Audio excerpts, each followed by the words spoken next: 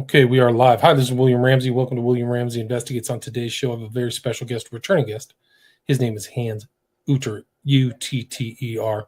We spoke earlier this month about a fascinating subject, so this will be a part two. The title for the show is MKULTRA for the Masses, Culture, Creation, and Control in the 60s. And it was very well received. Some people know his name from his work with Jan Irvin on Gnostic Media, and some people were introduced to him, but he knows very, very knowledgeable about the subject, so I'm delighted to have him back for part two. I got kicked off my YouTube channel, so I'll have to go back and start either a new YouTube channel, but I'm going to try to shift my show to Rockfin if people want to see it live, and try to post in advance my interviews so that people kind of get a heads up on my social media. So people, if you're on Twitter, Gab, Instagram, or something like that, you can keep kind of an eye out. I'll never go back on Facebook. So Mark Zuckerberg is a monster.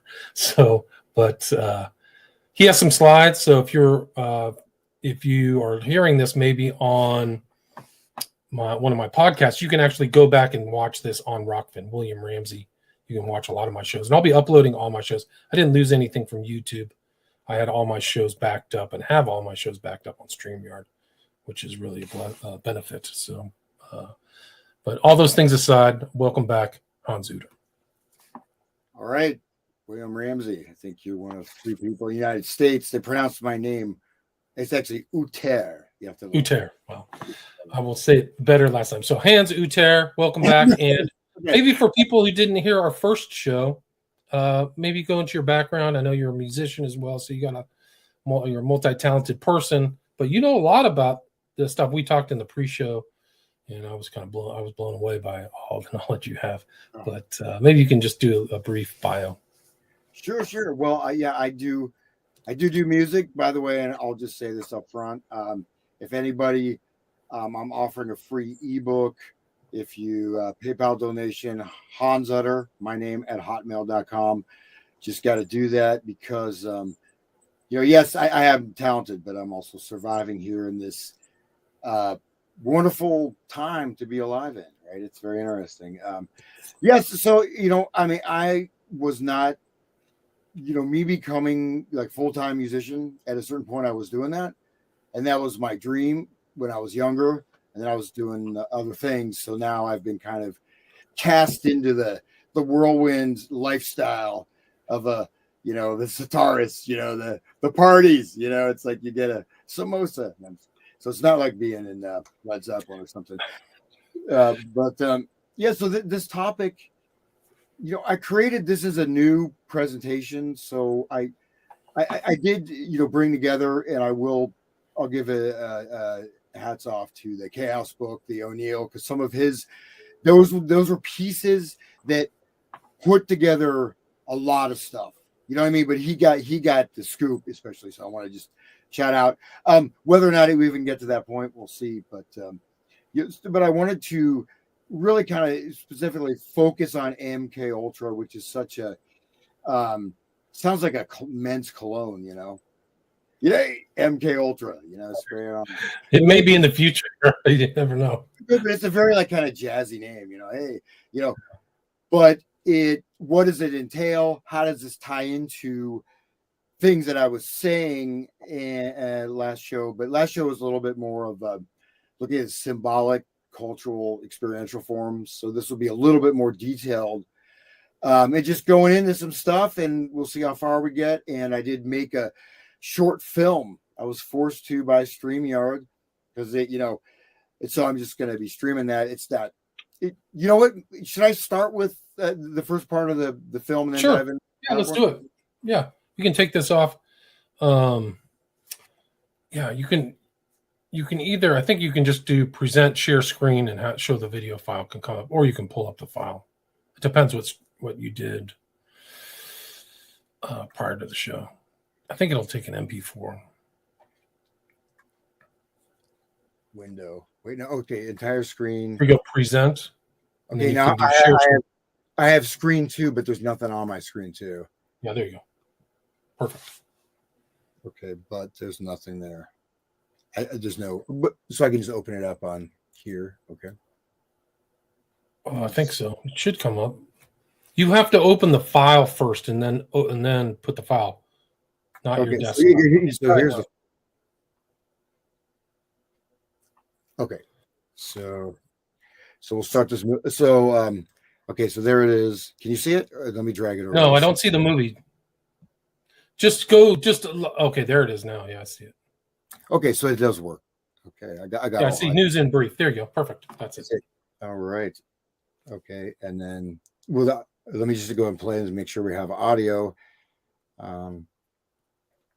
This is like super high tech. Okay, so just hit the play button. Let's see if I can hear it.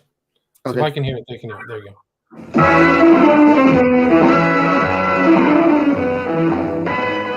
There are rumors around that this is Britain's revenge for the Boston Tea Party.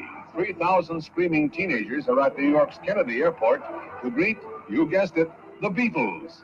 This rock and roll group has taken over as the kingpins of musical appreciation among the younger element.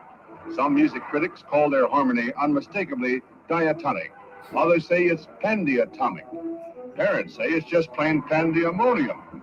Their first meeting with the American press brings forth an interview laced with quips and humor. You'd laugh, too, with a gross of $17 million last year. New York City cops are hard-pressed protecting the Beatles at their hotel. On every side, there is hero worship that recalls the heydays of Elvis Presley and Frank Sinatra. With one Beatle bedded with a sore throat, 3 of the quartet take an airing in Central Park. There was absolutely no truth to the rumor that the zoo's laughing hyena was driven underground.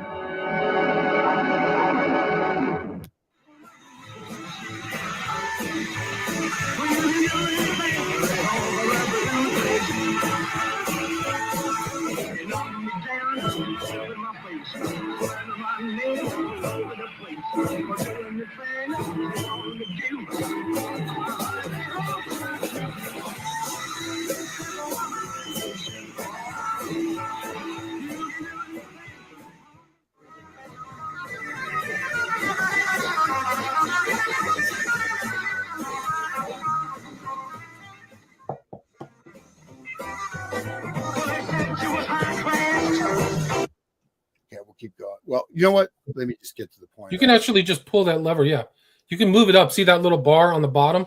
Just grip that, and you can move to whatever part. Yeah, right there. Move it to whatever part.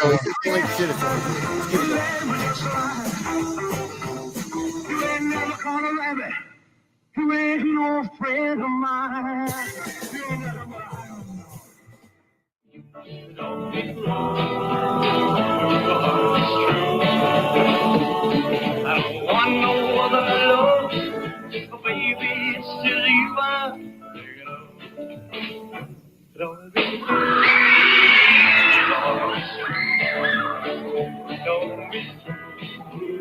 true, boy, it's true. I don't want no other love, baby. It's just you I'm thinking of.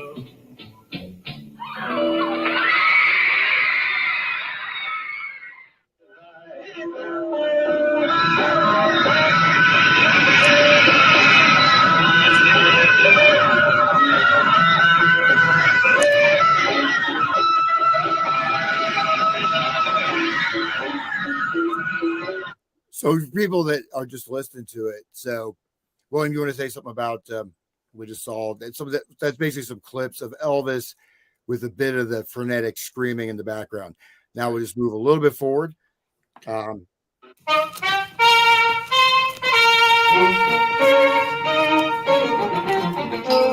Say, how would you look if I turned you into a puppet?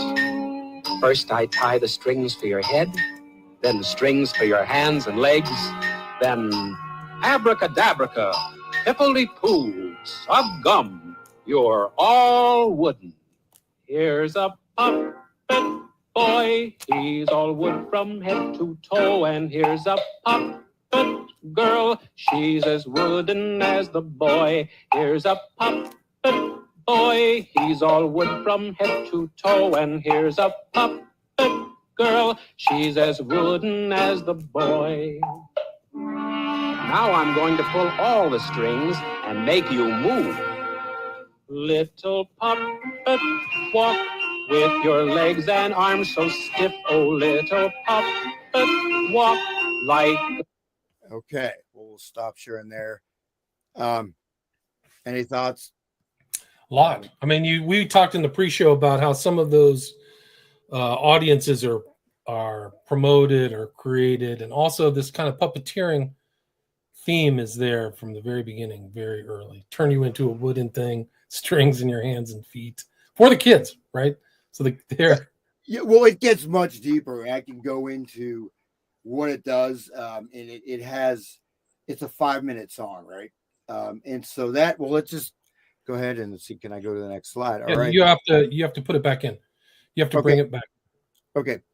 So first thing is Beatles arrive. So that's just that moment in history, which actually that I was talking to you earlier today, that was staged, right? So they didn't have that mass audience, but it was, you see it being put forward, right? It's there in the media, and there you can do all kinds of analysis on the language. Said their music is totally diatonic, but they have Technotronic. There's a lot of strange kind of little quips in there, right? Even the way they move. Would you agree with that? Absolutely. Those are strange terms, actually, that they're actually using that back then. Interesting. Yeah, and diatonic means what? I mean, it just means within the major scale. So no, all their music is not totally diatonic. So you know what I mean? The word doesn't mean, you know what I mean? You could say they're you know what I mean? Their music uses Western choral harmony. But anyways, so let's investigate this, I guess. So approaching it. So I gave 3 examples. We see also Elvis, right? People going frenetic, freaking out with Elvis. And I played a record, which I'll go into what it is, what it means. But Beatles arrive. So the roots of this event are older or pre-designated potentially. Okay. And this is why we get some of these connections. That's why I'm going back a little bit further. So do we lose our trust in the society? Like, what is our world, right? If this isn't accidental, you know what I mean? Everything I believe in is the Grateful Dead, Jerry, the Beatles, right? I mean, they're like bedrocks. You think these guys are cool, right? Not even these guys are cool, but what the impact or what the potentiality is. So we'll move on a little bit. So in order to understand really what the shift is, or the platform, so to speak, that I'm going to be, just outlining and trying to create a little bit of an experience of it too, right? Because it's easy to abstract it. It's easy just to say the word MKUltra. It means like, that's why I made that little quip in the beginning. It looks like it could be a men's cologne, actually. So no one steal that. That's a good business idea, man. This is my $1 million moment. I know. but think about it. I mean, without going into or understanding and in a certain way, feeling the reality of it to a certain way. You know what I mean? And that's, offering that within the spirit, though, that of course, by understanding, by realizing, then we become free. We move on from this. But what I'm talking about affects, and this is, most of us who grew up, unless you lived in a log cabin in, Lincoln, Nebraska or something, without electricity, this stuff has been done to us to a lesser, greater extent. Everybody, right? Agreed. So Beatles and Elvis as well, just enormous. Just very known name. Beatles, the most influential musical group of all time, probably. Well, and let's go to one thing to bear in mind here, right? So you go back in time. Let's go back to 1920. Was it like, what do you think of from 1920? You think of all these great scientists. You think of right? I mean, or 1890 or whatever. And then of course you have these great composers, Beethoven, etc. But you look at someone, okay, Beethoven, but that's a different level, right? It's a different world. And it operates in a different space. But think about how much modern culture has been influenced by these pop groups. We're not talking like, a great composer or, some, great revolutionary. No, we're talking about you know what I mean? Things that are by nature ephemeral, but also how do they introduce and what do they do? Okay. Right. So mind control experimentation. So the real basis for understanding this, and I did not put in this section in the slides, which was about the effect of music on the brain, on the body, on the hormones, on awareness, right? So there's, we have a basic level, you could say like a generic level of conditioning, right? Which is television is more like a dream space, okay? Music potentially, and sometimes in actuality, right, can connect, we're talking about a glandular system, talking about heart rate, we're talking about pulse, we're talking about, subcortical response, then you have influence of the frontal cortex.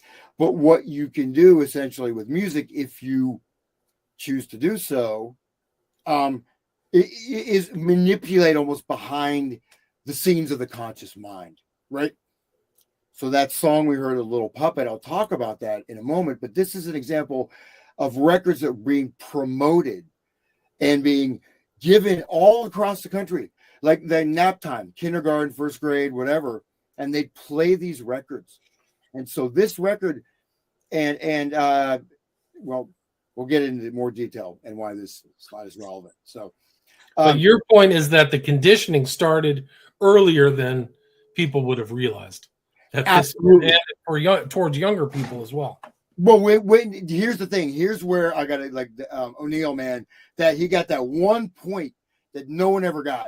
To me, no. Again, it's in my research. It's like the piece of the puzzle, and everything's clear, at least on certain trains. So this is like I said, I like. It's kind of fun to come up with new ways of looking at stuff. But then, like I said, I kind of prepared this for talking. So I'll go into some different things. I can go back to my video.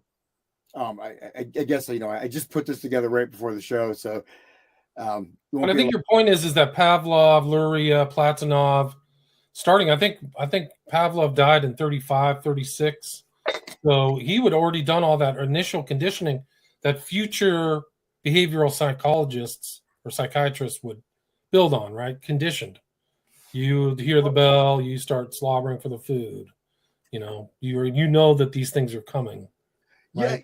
Yeah, and just to go a little bit more details, let's shift gears to talk about mind control, or this idea of regimenting, controlling, experimenting, deploying technology in the state to change the human mind in a very, you think about torturing a prisoner to get them to confess, right? That's not really mind control, right? Mind control is you can utilize these paradigms of torture, but is much more insidious and actually, can even be much worse. Anyways, yes, it's much more insidious. Yeah.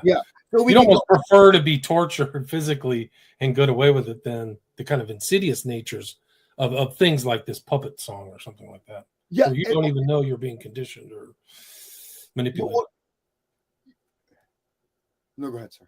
Yeah. No, I was just going to say, like, they don't know, like, you listen to that puppet song, it's just a happy puppet song about a doll, but it's not really. It's about them conditioning the kid to be a susceptible subject, right? Later on.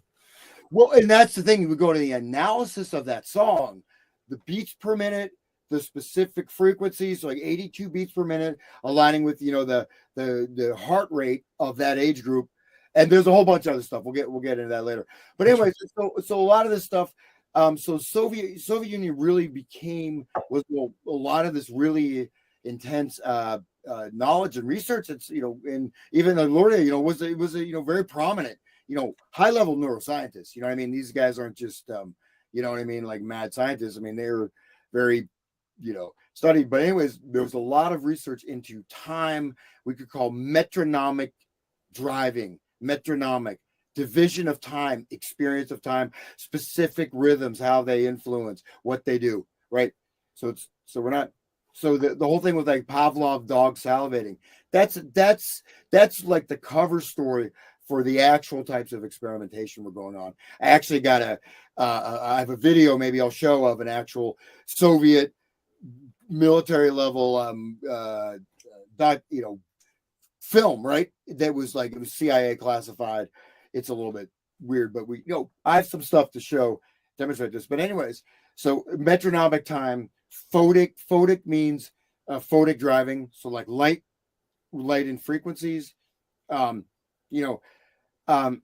then, the induction of what was called at the time artificial neurosis induction, which is making people insane, which is making fundamental behaviors change, right? That's the thing. We were talking about changing fundamental levels of behavior, of identity. And as I was saying, with the music, this possible to do this. This is beyond, this is not in your conscious mind. You could talk to a therapist all day. It's something, with bound in other types of situations in your life, whatever is in your hormonal system. It's in your, it's basically, it's patterns of movements. Yeah, it's your body's doing it. You're doing it to yourself, but it's not, you can't access that with your normal day-to-day awareness, right? And you won't even know what's driving you. And so here's a quote. So one of the things they described in the Soviet literature, and it's called nerve jamming. Nerve jamming, right? So nerve jamming, which is, it sounds like jamming, like Bob Marley, we be jamming, but we're talking about arousal, your sort of awaken and your suppression, and getting these two types of nervous system operations to basically work counter to each other based on stimulus or work in certain things. Anyways, so this is a quote. This is talking about the rites of ISIS, some of these things that influenced the 60s counterculture, and some of these things. A rite of ISIS. In these dances, the beating of drums and the rhythm of music and repetitive movements were helped by hallucinatory substances like hashish or mezcal. These were consumed as adjuvants to create the trance and the hallucinations that were taken to be the visitation of the god. The drugs were sacred and their knowledge was limited to the initiated, possibly because they have the illusion of satisfied desire and allowed the inmost feelings to escape. These rites acquired during their execution a frenzied character that is conspicuous in certain spells. Retreat, raise, crushing thy head, slashing thy face, dividing thy head, crushing it in his hands. Thy bones are scattered, thy limbs are cut to pieces. Okay. So they knew that. I mean, they just knew that this stuff was happening even before what was MKUltra put together 53. So these studies and these ecstatic states where they were studying those, I could really go back in time.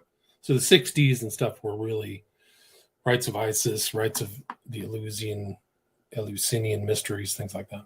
No, of course, the rites of ISIS, we're talking, 1000 BC. You know what I mean? So it's not like this stuff was created whole cloth, right? I mean, right. It's you have these things, but also you have, say, for example, the attitude and look of the rock stars. What is it? It's Romantic era poets. You know what I mean? Right. Shelley, Byron. You know what I mean? It could just easily been punks. Look at these different music movements, right? Punks, etc. It's an old theme. What's the Latino theme? The desperado. What's the word for the guy who travels around and plays music? I can't remember. Yeah, I don't. Oh, Ranch. I should know that. We could stop the PowerPoint for now, just for a second. Okay. Ranchero, no, Tabasco. I don't know, man. There's a movie about it. Yeah, Gacho is like cowboy, but I'm sure there's. Yeah, that's actually interesting. But I mean, it's a common archetype, right? So it's the common archetype of the kind of traveler poet, or it's you're right. It's it's even the Renaissance. You've got your troubadours, right? The troubadour, right? Yeah, so they were going around singing. But okay, well, you know what? I'll just dive in with the meat, and then we'll have Okay.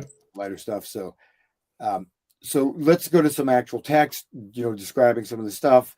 So this is about Pavlov. So just to go back a little bit.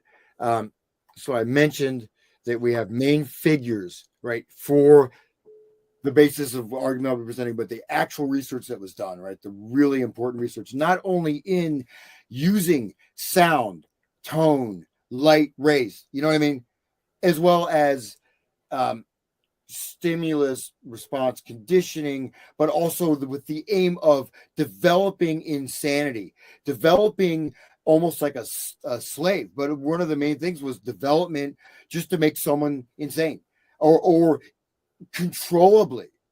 You know what I mean? So in some of the experiments, you have dogs that would literally starve to death. This was not based on a bell, it's based on the photic driving with a metronome. Tick, tick, tick, tick, tick. That's different from a bell, right? A bell is a single sound. Anyways, so let's look a little bit at some stuff on Pavlov real quick here. So Pavlov experiment with animals and human beings made the expression conditioned reflex in their household word. He found that 3 areas of the human body could be conditioned, viz. Muscles, glands, and skin area. His famous experiments with dogs is well known. Edward Hunter, in his excellent book Brainwashing, summarizes the experiment. The central theme of the film, The Nervous System, actually, which is, I have some of these clips of this era type of film, which is pretty trippy, but anyways, of the film, The Nervous System, was indicated by a scene showing a dog in harness standing on what looked like an operating table in a room full of mechanical gadgets and curious meters. What immediately attracted attention was a glass container inserted into the side of the dog's lower jaw. This was supposed to have been painless. It did not seem to annoy the dog. Unsmiling doctors busied themselves with the experiment. One held the bulbous end of a rubber tube. By squeezing it, air pressure moved, bringing a bowl of food within the reach of the canine.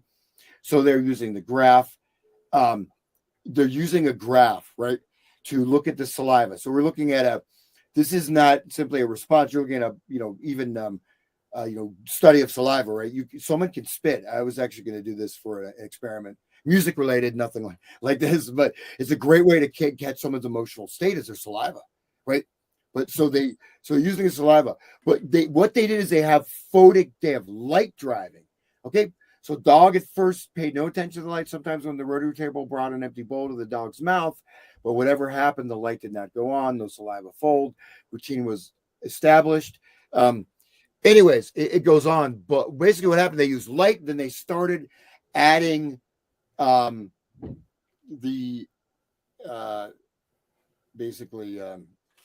different types of stimuli with no connection. A light going on off has no linkage to actual food. You think about a dog. My dog's upstairs, man. He's got food. There's no light. It's going to stop him. If he wants something, he's going to be like, you know what I mean? I could imagine it, but that's the thing, right? We're talking about is a totally different stimulus that's really subconsciously conditioning the dog. Does a dog know what a metronome is? No. What is it? How does a dog even experience a metronome? Right? So anyways, what he did started with the photic driving cue. Then goes on, he switched to another cue involving metronome. At one frequency you get food, one frequency you don't. Right? Get that condition. Then add the light, then start. He flipped them. The dog literally gone. Like literally becomes like insane. The dog, its mind snapped. Not its mind, what we call intellect, right? Its nervous system, its glandular system. Okay, so that's what I want to make clear. We're not just talking like Motley Crue, shout at the devil, and like the crew, like they're talking about the devil, man. It's gonna mess your head up. Well, it might, right? But what will affect you is especially exposure to certain types of very knowledgeably and scientifically constructed sound operational technologies, I would call, that are packaged in music. It's like you get a candy bar, right? So it is music, but what I'll get to is what's inside that wrapper in some instances is not just music. You're getting a lot more with what you think you're getting. So you follow me? Mm-hmm. So we're saying, like, what I'm saying is like that on a little puppet, this is actually employing the apparatus and methodologies of these types of conditioning. Okay. Right. That is where the Beatles, where you have the young girls screaming for Elvis. The years these things were being, and they're promoted all over. And so I'll get back to that second. So let me add another layer. So I'm going to just dispense with the theory here, but I wanted to give these different things. So just to recap a bit, I showed some video clips, the Beatles arriving with a very slightly odd newsreel, international newsreel though, right? Just to show that it's being promoted. And there were actors at that airport. There was not you can even look at them. They're like, you know what I mean? There was not the freak out or riot. No one, you know what I mean? They were hired people. So anyways, and then I went to the quote about ISIS, the cult of ISIS, the rights of ISIS, the Eleusinian rights. And we'll continue. So this is Theodore Adorno, Princeton Radio Project. Behind the War of the Worlds hoax, behind huge amount of research going back to Gordon Allport in the 1930s, around the same time that the Soviets were doing more sort of individualized, and group, right? So you get 1,000 kids. He did stuff with children. I mean, there was human experimentation. That's why I wanted to highlight. So the United States, even if you're experimenting on like 1,000 kids, that's going to just, what I mean? They're going to be a little bit of pushback probably. But anyways, Theodore Adorno, Princeton Radio Project, studying the effect of radio on consciousness, and looking at many, many different things. But yet, War of the Worlds was basically staged by the Princeton Radio Project. Okay, and I have all the proof of that. But anyways, Adorno, really the theorist of this. Can you define what the Princeton Radio Project was? So the Princeton Radio Project was something that was started at Princeton, obviously, right? Sort of on and off in the 30s, and I think it went until 40s. I mean, it went at least until it went, until the early 40s. And it's one of those things where you have some really big names, you have some public face, and then you have some real government high level research stuff, kind of like MKUltra type of stuff. But you have you got Kurt Lewin, like psychological topography. Gordon Allport, but talking about how what the radio was just doing as a medium, right? And so like FDR was really sort of the radio president, right? So you have to go back to that time period, and those radios were huge, right? So right, it was everything. Pre-TV, radio was the tech, was the high tech. But has anyone seen those old radios, man? They're like a cabinet. I mean, some of these are beautiful too, right? You know what I'm talking about? They weigh like 500 pounds, man. But they're old. Some people used to just have those as decorations of an older time.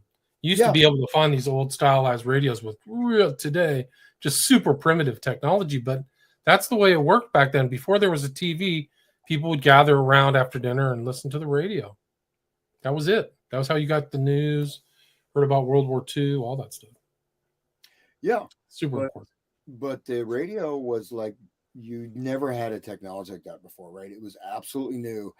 And so these are very ornate, like mahogany, like some of these old radios, but anyways, no, the radio, it changed. It was like, that became basically what they did, or like Gordon Allport book, that was like 35, I believe. Talks about how the radio becomes the father figure in the family. They'll listen to the radio. The radio, it changes the relational space, right? Oh, right. Yeah. Wow. Anyways, so I'll read this quote from Theodore Adorno. Sorry, that's what they looked like back then. If people are watching, like these are kind of nice wooden.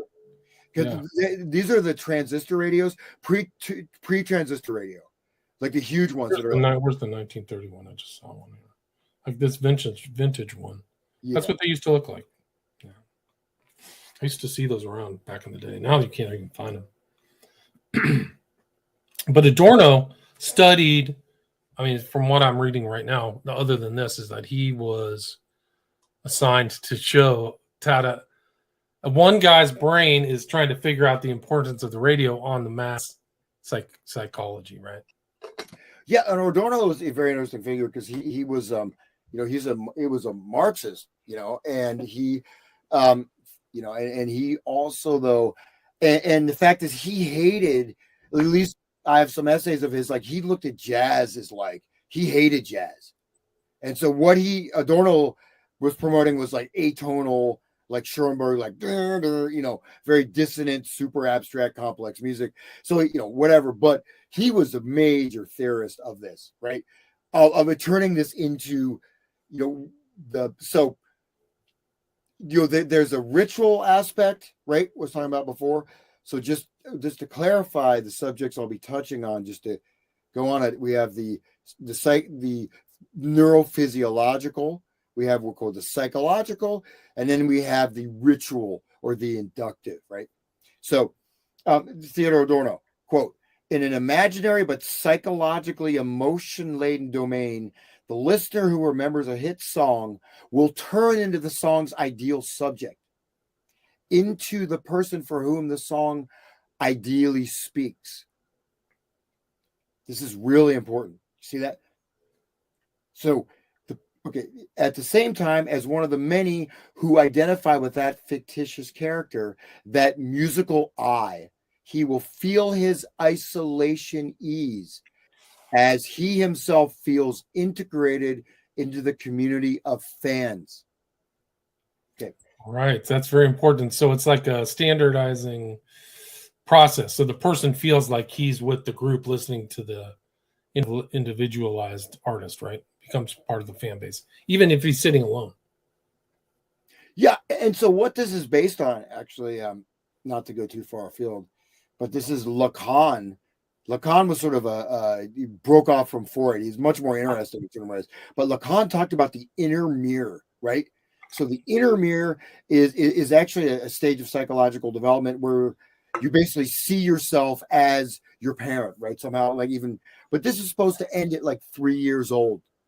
If that psychological stage is not ended, the inner mirror where you identify yourself with something outside of you, right? So the inner mirror, but it's almost like it's anyways, this is what this ties into. Okay. So you identify, you remember the song, you turn into the song's ideal subject.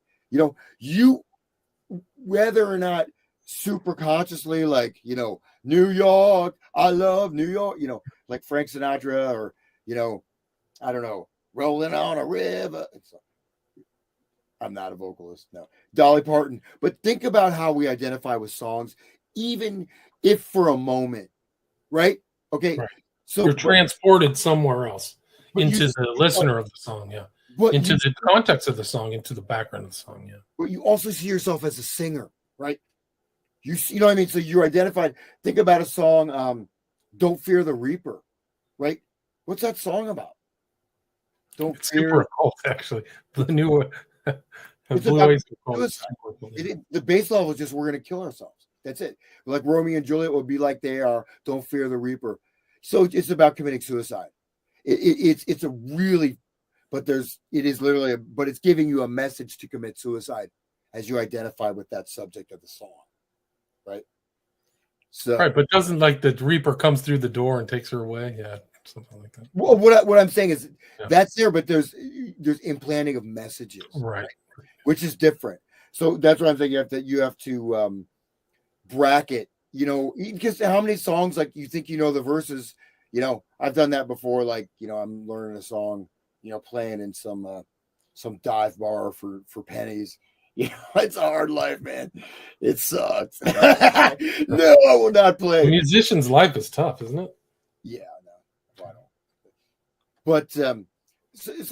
But the thing is that you like, how many times I didn't know most of the lyrics of the song, right? I guarantee you find any song, you're going to find verses in there that you don't remember, right? Those are, not always that you don't remember, right? They're almost embedded, they're hidden, right?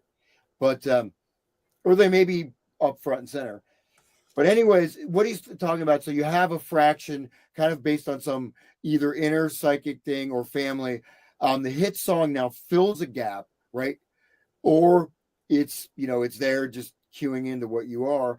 But you feel isolated, right? You're not really yourself. It's the whole concept of self-esteem. Abraham, right? So self-esteem, that concept is, everyone says, oh, do you have high self-esteem? What is self-esteem? It's you looking at the inner mirror. Self-esteem is literally defined as how you see yourself based on how you think other people think about you. Oh, the kids at school like me, so I see myself as really good. I think the kids like me. You don't like me, F off. I don't care if you like me. But that's what self-esteem is. That's the inner mirror. That's where you become like Britney Spears, right? You're a teenage girl, lonely, you identify, but you can see it much more vigorously than just a mental identification, right? You see people that whole lives are identified, right? Even with the Beatles, man, with Jerry, anyways. Tons of people. Yeah, I mean, they get lost in these musicians. I know people like that. Yeah, I almost got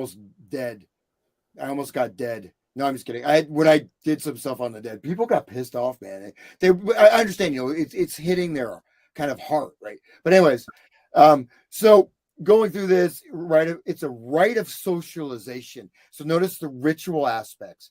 Ritual is a very powerful part of, we're talking about anthropology, psychology, right? Anyways, it becomes addictive.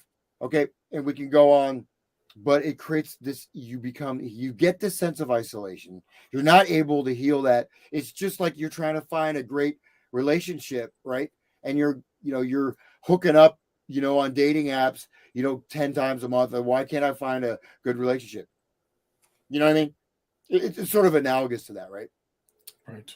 Okay. So, well, go ahead. Before I go to the next stage, I'll go back. I was just going to say, yeah, absolutely. I mean, I think that you can see that behavior, and it's encouraged because there's a lot of financial benefits of that. So people have this kind of parasocial relationship with these musical artists, which is encouraged. Fame, star mentality. It cuts across the whole celebrity culture. Yeah. So I'll go ahead. Are there comments? I haven't even checked out. I don't know. It's just kind of coming in on you can't really see it on this. It's not integrated into StreamYard yet because I'm off of YouTube. So, okay. Not really. People are just kind of commenting on, some guy said, Carl said, true, Hans, Deadheads imagine they are identifying with many characters in the song. Very powerful. And that's when we get to the end, like, that the song Casey Jones, right? So, and a lot of people don't know this. I knew this, but O'Neill also, see, I'm giving him credit for that magic piece. But, the LSD scene of the Happy Hippies in short order around the time of the Manson kills was morphing into a crystal meth scene, right? People don't know that.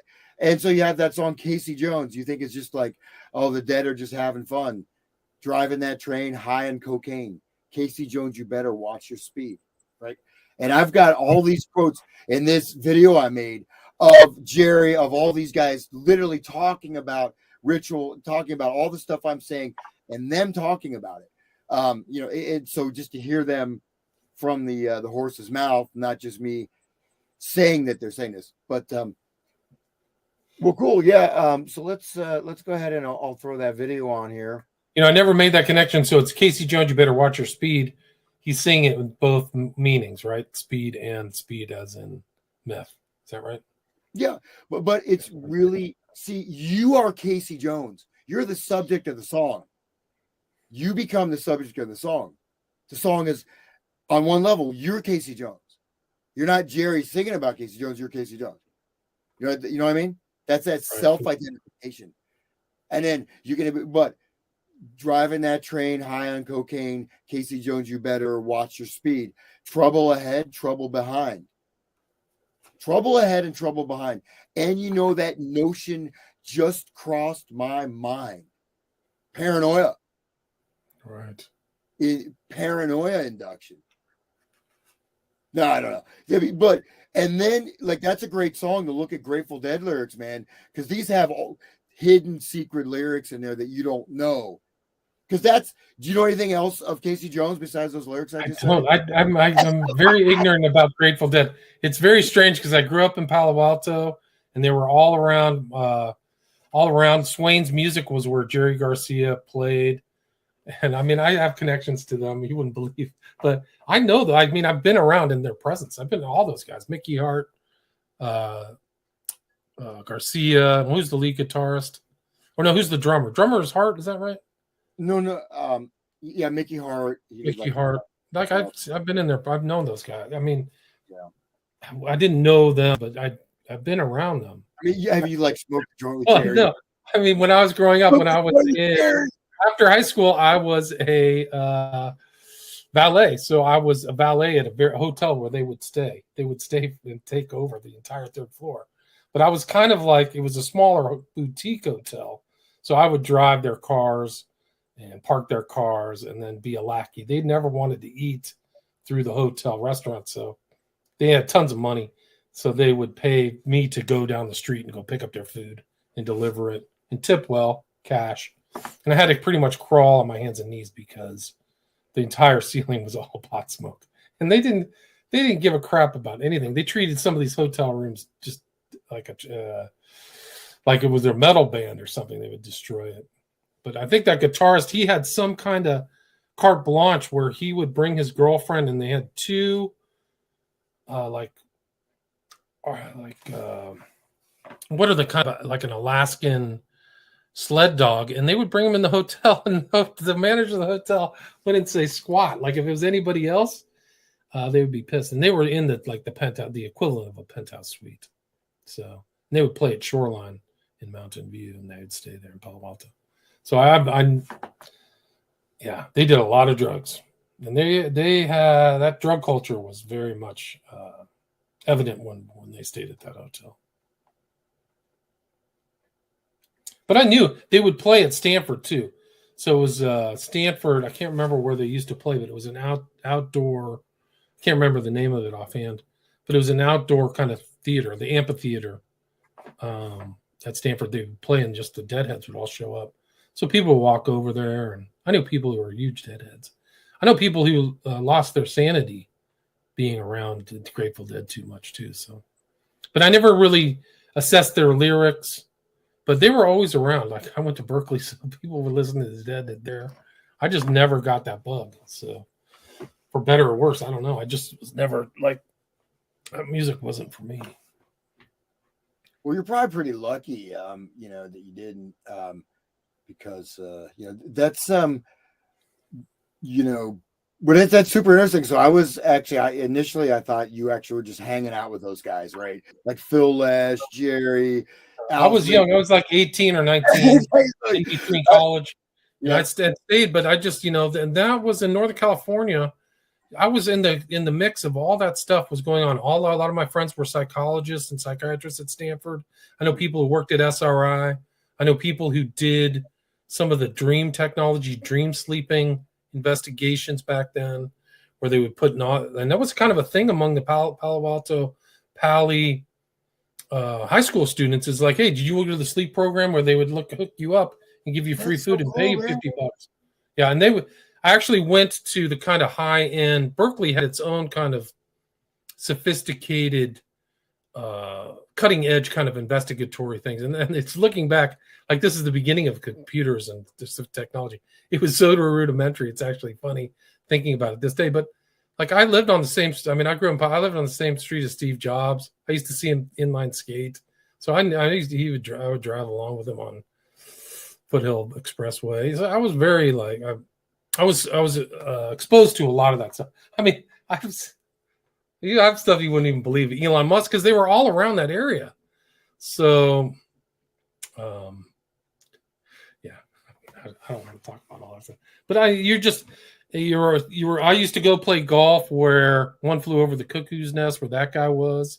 I used to see Wolf around Palo Alto, the Kool-Aid acid test guy.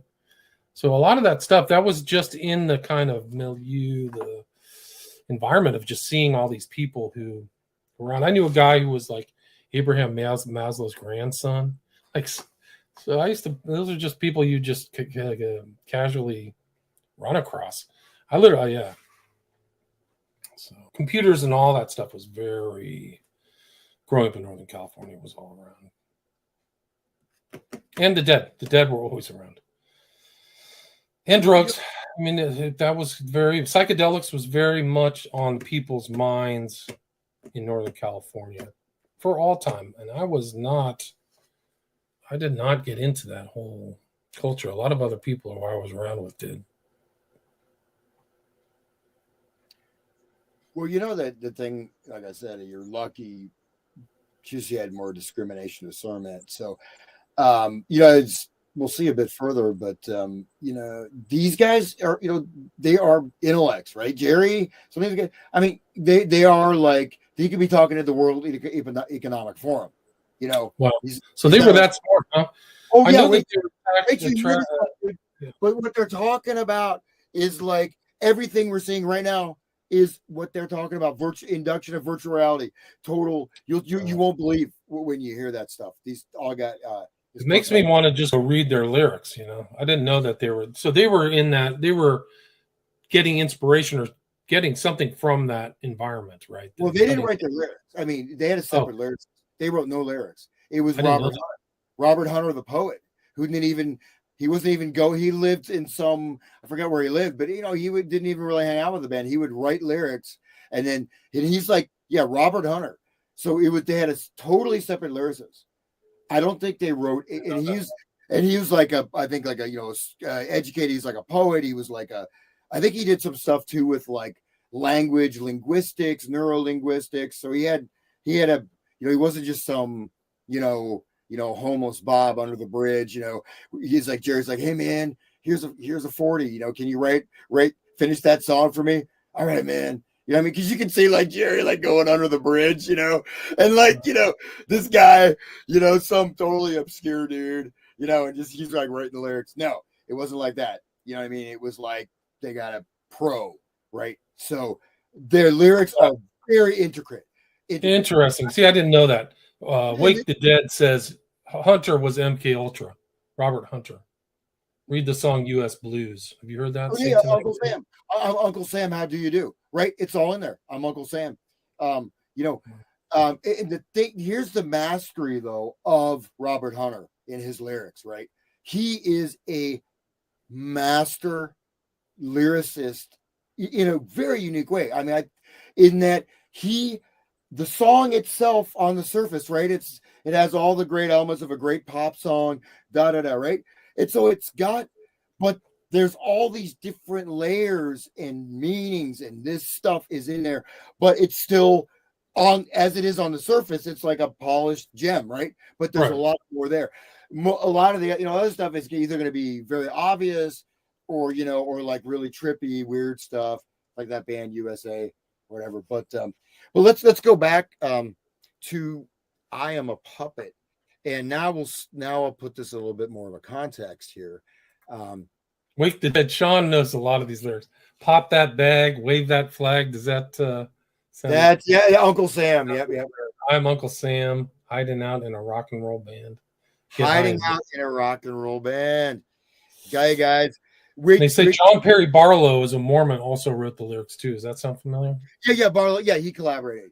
It was Hunter and Barlow. But most, I'd say 90%. Not that Barlow dude didn't chip in or do some of the. He's like a TA. You know, he's like an assistant. No, you know, and someone can disagree with me. That's just my. But they're both, you know, trained writers, and you know, with the high levels of skill and knowledge in poetry. They're like poets. They're really just like poets. Then interesting. See, so I'm not surprised. Did you know if they got writing credit, and were they copyright owners of those songs, so they got paid out from writing? They didn't do anything. Here's the weird thing.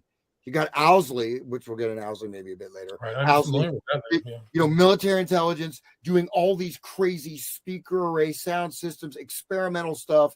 I mean, it was like, military technology, whatever stuff. So, but also distributing LSD all over, dosing people, putting stuff in their water, in their drink, in their food, all over. But anyways, so the lyricists, they wrote the lyrics. The Dead just wrote the music. They would just send it in the mail, and supposedly, to my knowledge, they had almost no interaction. Like he would send them, here's your manuscript, make the song. I mean, and if I'm, I'm almost never wrong. But Bob Weir was the guy I couldn't remember. That's the guy who was like Bob. Of course. His dog. He was like affiliated with Bohemian Grove. Like there's a video of him talking about Bohemian Grove. But Bob Weir was always like the nice guy in the band, right? All those other guys do stuff, but Bob's good. That's good. Bohemian Grove. I've heard some interesting stories about that. Go ahead. Yeah.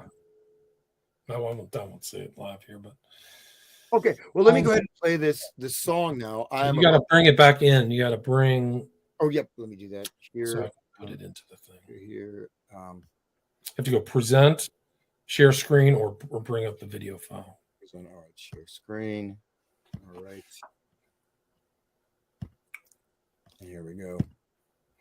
Yeah, Bob Weir was the twink. Yeah, that's what I've heard. Okay. Johnson. Yeah. Here's a poo sub. Wait for the Pentecost. I heard something right along those lines, Sean. So that was just a little bit of Elvis, right? Doing his, I mean, so Elvis, think about what Elvis did to culture and society. Massive impact. Not a minor impact, massive impact. Huge change agent, right? So before everybody was kind of buttoned down, no kind of overt sexuality like he had. So people were freaked out about Elvis too, right? He was also bringing in African American music, so people didn't like that either too, right? All kinds of people. Yeah. Well, there's a bunch of that. A lot of it. Well, we're not going to the Elvis thing just yet, but at least the guy could sing a tune. But anyways, here's a video clip. So this is from the CRG, it's a Children's Record Guild. There were many of these organizations making and manufacturing records for, preschool, kindergarten, first grade, maybe up to second grade, right? And you have a nap time, and these are nap time records that were put on when the kids, the lights are off, or else they have to participate, right? So. And for example, the Little Puppet is a nap time record, but the children if the kid is not moving, right, they're going to get in trouble. But these were all over the country. And I got some of the documentation from the HUAC House, FBI. I have some of these, I got some of these reports, these literally were communist front agents that were getting funding from the Soviet Union. No question. There was no question. It was not like, because a lot of that stuff is framed like, they're just like these, nutcases. No, I mean, there was no question, absolute no question that they were getting, one or two intermediaries, but this stuff was promoted all over and put in schools and given the highest ratings, and even parents would play it at home, right? So let's go ahead and listen to the song, The Little Puppet. I just follow up on this story of Steve Jobs inline skating. It was during his time where he got kicked out of Apple, and he had this company called Next with the black cube box computer, and he would skate with his wife, who I didn't really know at the time, blonde hair, very attractive. Turned out it was Laureen Powell Jobs is her name. But when I was in his presence, he had this very kind of easy manner for the public. When I saw him like normal, he had the most pissed off, bitter face. Like I see him kind of in the publicity stills. He looks easygoing and in control. But when I saw him, like when I was driving alongside him, he once pulled up behind me. He was pissed and intense, super intense. And his intensity does not come across in all these pictures of him, where he looks kind of composed and intellectual. And then, like Steve, and then poor Lorraine Powell Jobs shows up in these pictures with Ghislaine Maxwell, like she's on the island with her. Like, cover up. So it is interesting. Like looking back, like I just like seeing him in his kind of natural state, very different when you saw him. Different, very intense guy, very high strung, super high strung. That's the way he looked to me. That's a interesting sort of point, because you think of Steve Jobs. I mean, like, okay, he seems like the quintessential super chill, relaxed guy. Wears his Birkenstocks in the office, and he got rich, but he's just, he's kind of like, wow, man, it all worked out. You know what I mean? Right. Like that big, great Lebowski, not big, right? Trying to have that airy, kind of breezy thing. That's not true, man. I found him to be very intense in his like just seeing him around. And when he was inline skating, it wasn't like he was with his couple. Like he was in front, and his wife was clearly behind him. And he was pissed. He was like pissed off. And I think that was right after he kind of got elbowed out of the head as the head of the CEO. So he hadn't come back into the Apple kind of limelight yet. But yeah, no, he was super. I was going home driving in a car. I said, "Who's this jerk tailgating me?" And in a kind of like, it was a BMW that I'd never seen. It was a convertible with a very prominent kind of pole in the back. It had to have been some kind of off-brand BMW. I'm like, who's this jerk following? And I look in my rearview mirror. It's a Jobs, but he didn't have like that look. He looked like he was trying to run me over. Like when I was driving like a beater car. It was like probably my second car. I think it was like an old Toyota or something, it's just like totally cheapo throwaway car. But it's just a memory that sticks with me. I'm like, who is this jerk? Oh, it's Steve Jobs. What's he doing? But yeah. So, I mean, it's kind of just being around in that environment. I think a lot of stuff, without really knowing the knowledge I have now, but I saw some of these people in their real environments. Pretty interesting. Yeah, it'd be kind of fun to, we'll maybe tie into that, because the funny thing is that all that stuff, Steve Jobs, Mason conferences, cybernetics, the whole Earth, all this stuff links together very relatively closely, right? Intermesh, but because I was more like some of my family in Southern California, so I didn't have any of those. I met John Cougar Mellencamp. That's cool. I opened for REO Speedwagon. I guess that's about it. Nice. I actually grew up in a house with like one of the early eugenicists. His name is Theodore Shackley. You should look him up. When I grew up there was like a nexus of these white, they were very educated white, like WASP eugenicists, and Shackley was not Shock. I think it was Shockley, not Shackley. Shockley, yeah. Was the white gloves. I have actually a story about Shockley and Shackley, because I actually went out for drinks with the blonde ghost's daughter when I was in DC.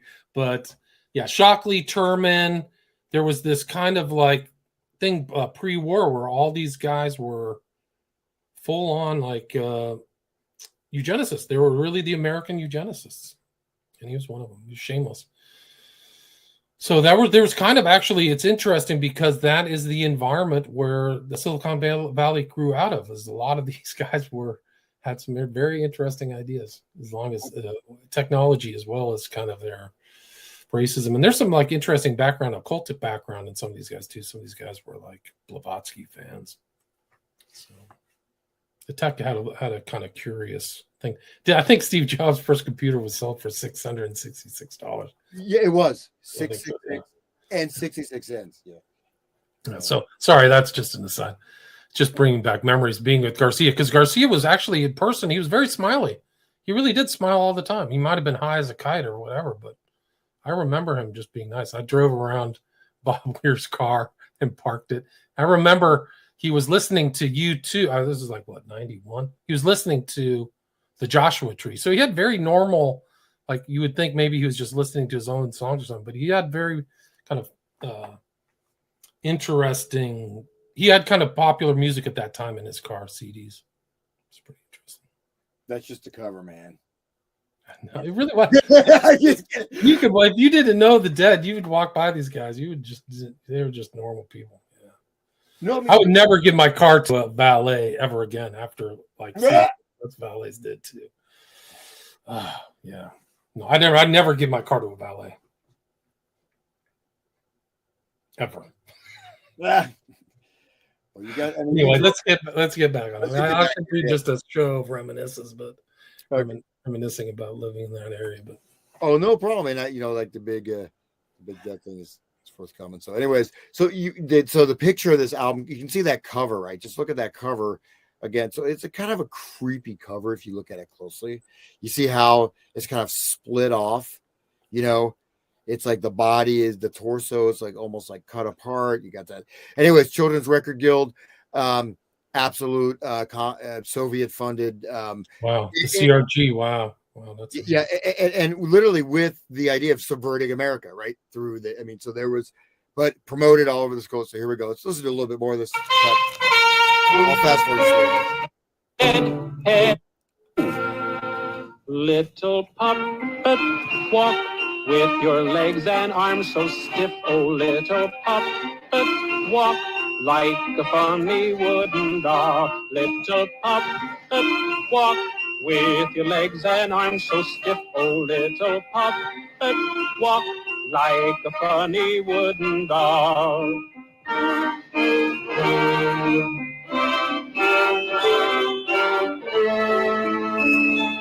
Turn your head,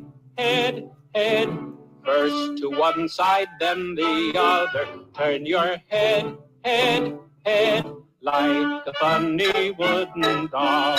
Turn your head, first to one side, then the other. Turn your head, like a funny wooden doll.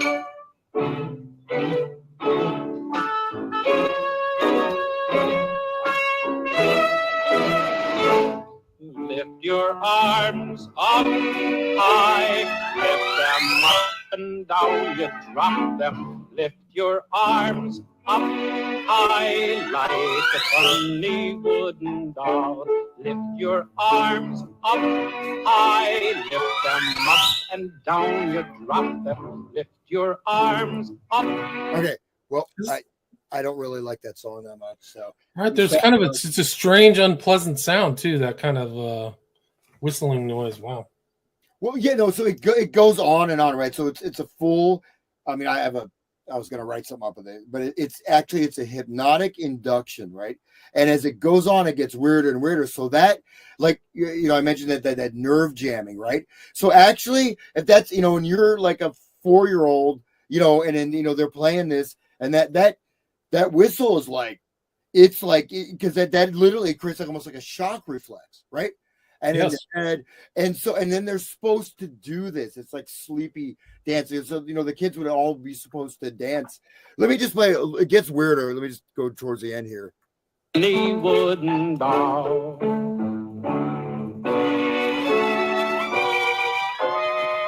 Drop them. Touch your toes.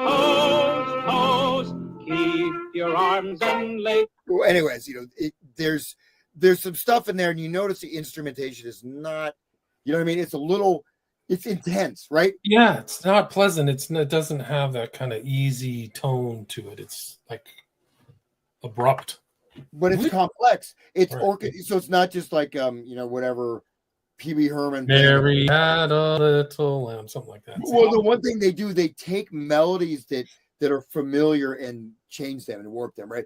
So there's a whole bunch of hypnotic commands. There's sound, cues are kind of in the background. But again, it's a kid's record, and this is supposedly some small off-market label, Children's Record Guild. So there's orchestral percussion. There's a lot of weird instruments in there, right? It sounds like, almost like avant-garde classical a bit. So this is done for the nervous system effect along with the movement. And basically part of these records is to create a sense, that song like Satisfaction, right? It creates, if this stuff it's sort of being imprinted or programmed, right? So it creates almost like it's supposed to be a time to relax, and you get this stress thing, and also they have other songs where you're supposed to act in a certain way, like, you become something else, right? You become a robot, you become a train, you become a horse, and and these are, these are going all across America. I have analysis from actually, hypnosis guy, around the time, going through all the different, I think, all the psychological aspects. So that's there. But again, when I say psychological, it's not what I want to stress, right? It's not so much the lyrics, right? Shout at the devil. Oh my God, now I'm a Satanist. I listen to Motley Crue. No, this is position of authority. Move your head up, down, and it goes on, but with these things, and it keeps going, it keeps modulating. Every time it modulates, it gets more dissonant as they go further into a trance. So, and then there's the weird, then once the trance is there, then the weird stuff comes out. So, let me just move ahead just a little bit. So look at this foreign language. Sounds when they sing it. Puppet jump, jump, jump. Keep your arms and legs so stiff. Anyways, so keep your arms and legs so stiff. Jump, jump, jump. So you're getting this rigid body, right? With music that's going like that whistle thing. I mean, that's imagine you're a little kid and this is blasting out and you're supposed to have nap time. But enough of Little Puppet. I mean, I could go in more detail, but I think that will suffice. It is remarkable that this stuff is even before people kind of say MKUltra is some kind of like beginning mark. It's not. There's a lot of stuff before that. Like you said, coming out of Russia. A lot of stuff, a lot of people writing about hypnosis actually, World War II, and still studying that. It just became kind of formalized through the CIA. Yeah. That's we mentioned that today. I won't say I know the exact, because I really, as I was kind of looking into this, that's what kind of reminded me of a little bit was some of this stuff I looked into, because I can talk about stuff in the 1930s with jazz, blah blah blah, blue. So some of these different effects, but this is basically being distributed, sometimes given away, written up, and these are schools, daycares. You know what I mean? Whatever. These are, and there's like there's a whole bunch of them. But anyways, let's move on. Let's fast forward here a little bit to the 1960s, and I have some video footage. I just from just basically from the first human being, which was sort of the dawn of in 1967, and I have audio clips. I won't go through all of them, but maybe later I'll just play a few of them. But these are recordings from a 1966 acid test, right? So you go to this place. We tried to show some video clips. You can't really find the good videos, but this is an example of the audio that's being played there. Imagine, flashing lights everywhere. It doesn't. Well, just check it out. This is, so we have, you've got your generic stuff, the Dead doing their meandering, blues, it's, whatever. They're basically, they're just doing like, semi in tune blues jam rock, right? They're just almost like a frat band. But there's other stuff that are going on at these acid tests. So, and again, the background images from that. So here we go.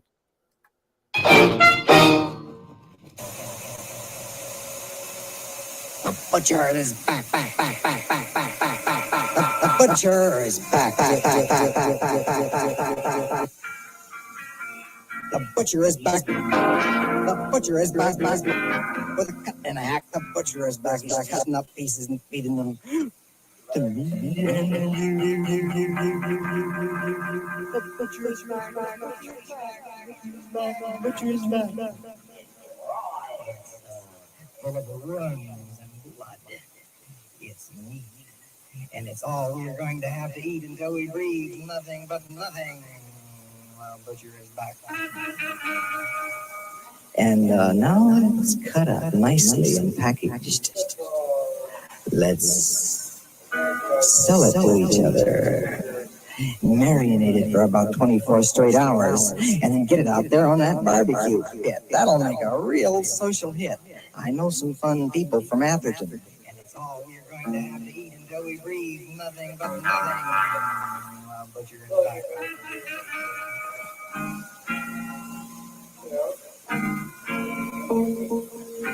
That's all we've got.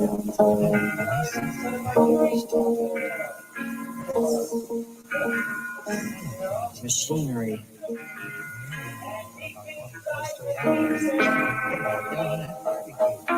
And if you get what we mean, the only way out of this armor is to love it, love it, love it, love it, love it, love it, love it, love it, love it, love it, love the machine, love it, love it, love of you and me.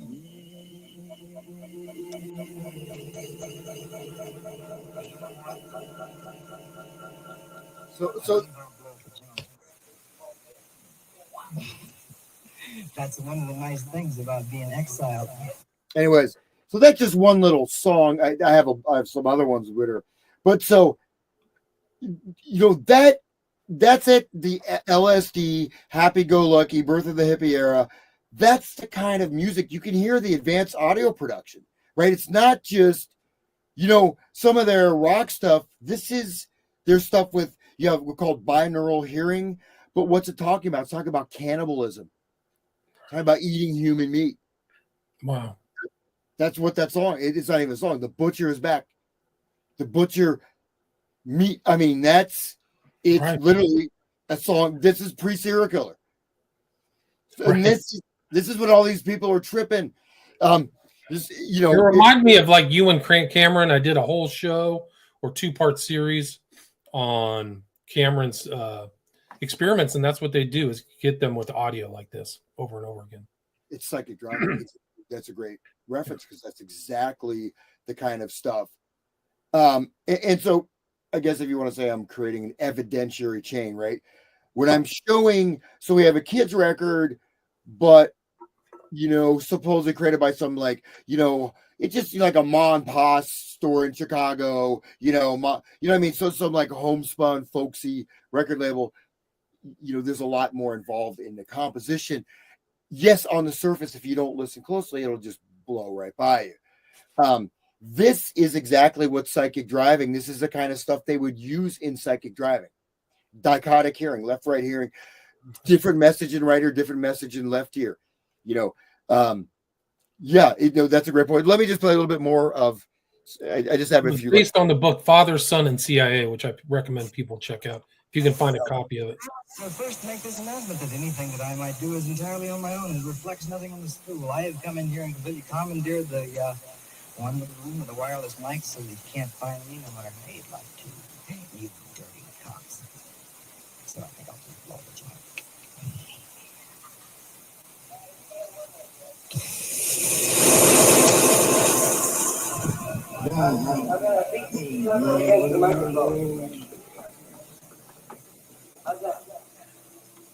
That's pretty good. You got a piece. What would you like to hear? Little hand?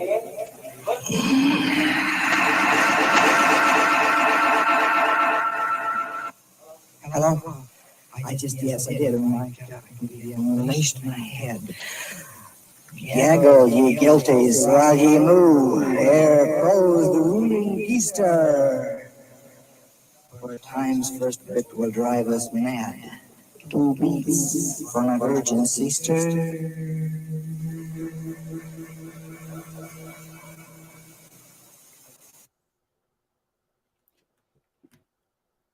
So that's the butcher, I think. Right. It's really incredible. Yeah. Right. Isn't that the Kool-Aid acid test? Isn't that the Wolf book where he goes into all that stuff? Yeah, well, I mean, that was, I think I mentioned that last time. So, like Wolf book, yeah, he really made it. Like you think about it, like Ken Kesey, like, this is when you see the, initial footage, like how they're developing this way they're dressing, this hairstyle. You know what I mean? You just look at the Beatniks had short hair, like look like 50s, you know what I mean? So there was just, it was not just an arbitrary choice, right? The tribal, this, that, but, sorry, what was your question? Ken Kesey. I wasn't saying just Kesey's Kool-Aid acid test was about a lot of this stuff, right? The origination of the use of acid in these public environments, right? And the Hells Angels and stuff.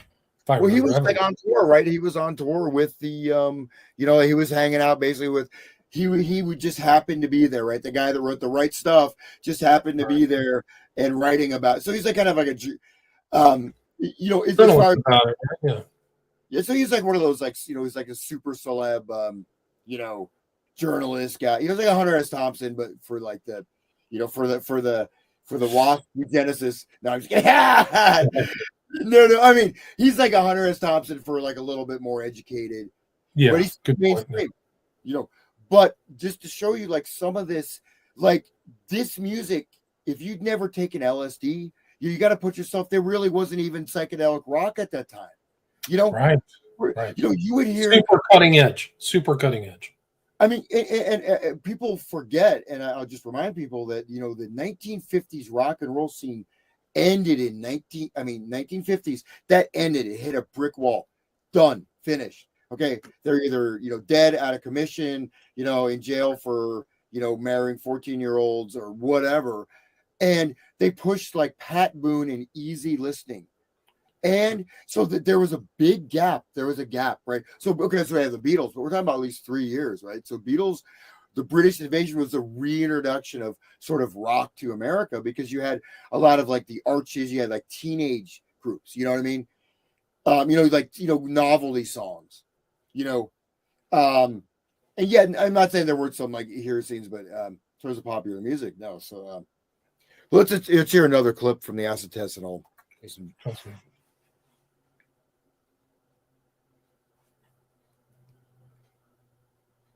He talks about the right of ISIS, one of those things.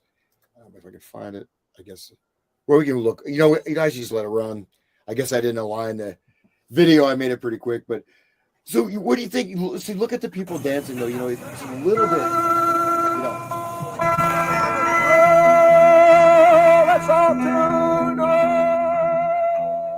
It's like the resurgence of paganism and yeah.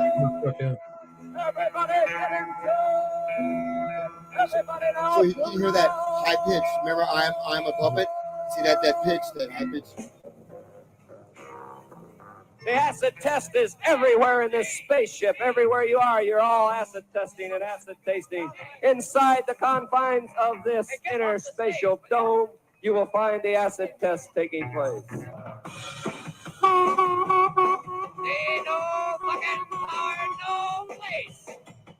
I found it, and it's plugged into that little box there. Okay. Still doesn't work. Okay. Turn the house lights on. We're going to have to mill around and reconnect plug. Can't hear anything. Can you hear anything? Testing one. How? This is one of the variable test problems. Hey, Ken? How?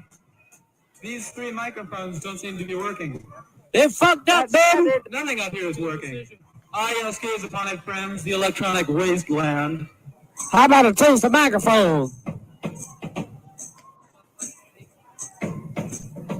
Come on now. Hey. Keep it playing, boys. Just keep it playing, boys. You're coming through one of these. There ain't no power on the stage. Come on, just keep. Oh, no electricity on the stage. Fix it.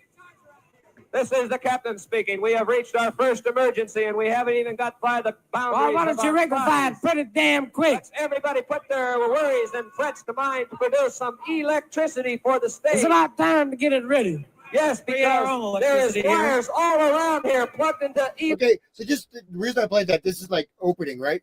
Or like when, so they're creating. This is like they call mise en scene, right? It's an act.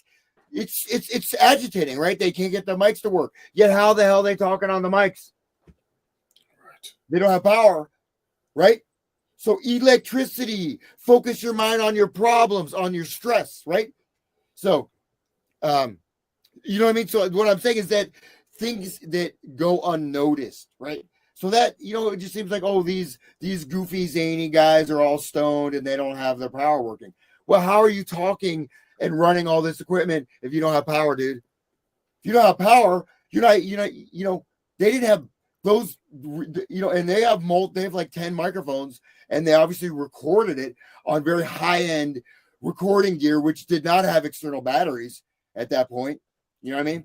This stuff was plugged in. But anyways, just a little bit further. Electricity all around here. Now just reach down, everybody. Hey, man, stop your babbling in 60s. So this is a ritual induction, right?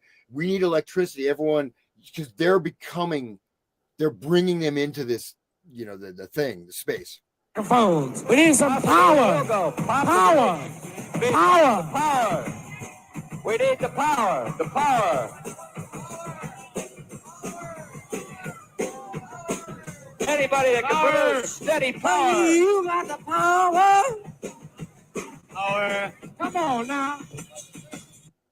That looks like a Dead show. So the Dead hasn't started playing yet, but that's a Dead show, right? Yeah, well, no, this is in the show. This is part of the show. Oh, that's it. Okay.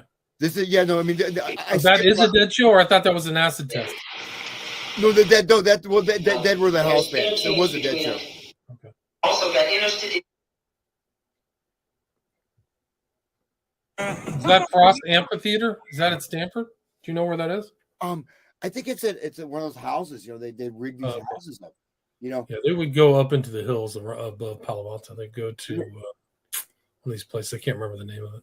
At least that's featured in the electric Kool-Aid acid test. There was a city up there. Let's see. Yeah. So you know what? We'll leave that video for now. I think the audio is not quite aligned, but that made some sense, right? I mean, did that? Absolutely. I have some other clips. Let me just play one thing. It's like Jerry saying something. It seems as though I guess my audio. Right. Who was a friend of a cousin of a guy who worked with me. I'm a programmer now. Yeah, I'm a computer programmer. Nice. So this is where he talks about, I'm a computer programmer. This is mental programming, what we're doing. Wow. What are you doing right now? I'm working as a common laborer with... Yeah, to the off stage, huh? Okay, anyway, this night, us had been stolen. And down stolen? Yeah, by Babs. And so okay, we'll leave that. The audio encoding is a little crappy from the film, but anyways, yeah. So let's get back to some actual meat. But feel free to chime in. It's really fascinating that you. I'll bring that PowerPoint up. You can stop the video. But you were there. Yeah, no, I was around all that stuff. Yeah. But I mean, I think La Honda was the name of the city they used to go to, where they conducted the acid tests. It's above Stanford. I used to spend a lot of time at Stanford as a kid. We would go up to Trester Union, and there were all the beginnings of video games starting there. We used to do see a lot of stuff. Did you get experimented on? I was never experimented on. I did do an overnight sleep kind of thing once. Yeah, that was it. I knew there was a psychology professor there that I was friends with his son. But yeah, no, I would never really I never got experimented on. Maybe on the MKUltra of the society.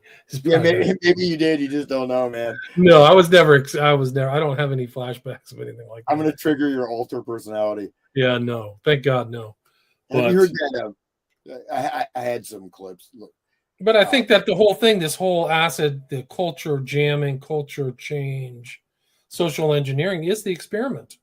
Is that these people were led down a certain pathway that may not have been for their benefit. It was to create change, social control. So I think, what better way if you're conducting a war overseas than to have people tune in to drop out, take acid and drop out, right? Isn't that the greatest social influence? Is you just get people not to care anymore or to become hippies? Stay out of the anti-Vietnam War movement, I would say. Well, one thing just to also bear in mind is that hippie became kind of fashionable, right? So, it's kind of like if you think of the 1920s, you have your flapper, you know what I mean? Like you have like styles, right? People go through or like identities, but if you could be someone slips LSD in your drink or whatever, And like the acid test, like people didn't even know what acid was, right? And they're just going into this environment. And I have this thing where they invocation of the great god Pan and da da da. And then in between there's just, you know, the regular kind of blues rock, frat rock. But then they've got all this crazy sound collage, tape stuff. You know what I mean? Even playing with psychological, and they had all kinds of photic driving, tons of photic driving there, all kinds of different strobe lights, this, that. Like in the beginning, we heard that one with the butcher thing. He's saying, like, I'm here, but you can't find me. I have the wireless microphone. You don't know where I'm talking from. Wow. And he's saying, you have to eat meat. You won't get nothing until your mind is nothing. You know, some weird. I remember that one thing where he started reciting almost sounds like Shakespearean poetry, right? Remember that? That kind of goes, you almost don't pay attention to it, right? So that's one of those lyric aspects. So, but back into the thing is so MKUltra. You feel free to chime in. I'm just trying to read some of the comments. I asked the people for questions, but I can't quite figure it out. Yeah, so MKUltra ties into all this, right? Oh, absolutely. Yep. So, starting. Feel free to chime in. So basically, outline if you don't. I'm sure people know, but April 13th. So Alan Dulles was the guy that made the official proposal to start this amazing program. And I said, I've got like some of the documents of this, like all the different universities, but I mean, it was all over, even, Ohio State University. It was a massive program with many, many different sub-projects, some of which are quite interesting, right? Especially if you read between the lines. But so 50 of America's best known colleges and universities, 15 or 20 research foundations, including Rockefeller, dozens of major hospitals, a great many prisons, mental institutions, and chemical and pharmaceutical companies such as Sandoz, who manufactured LSD. Right. And that, and we have the whole Palo Alto is really where all this started. Think about it. I mean, you got Aldous Huxley, and then with Ken Kesey, but Palo Alto is kind of the center. I would say, if you're going to say an epicenter for this, maybe not as dramatic as, say, Los Angeles or California, but I think, wouldn't you say that this stuff kind of rolled out there, or at least was developed and designed? There's some of it. There was a guy who was like Lindley's psychologist who was involved in this. I can't remember his name offhand, but I think he was an MKUltra doctor and friends with West and kind of networked with these characters. But there was a lot there. I mean, I've been on SRI campus. It's vast. It's like a college unto itself. So they were doing all kinds of different research, cutting edge type stuff, social control, all that stuff. Yeah. Sleep studies, drug studies, lots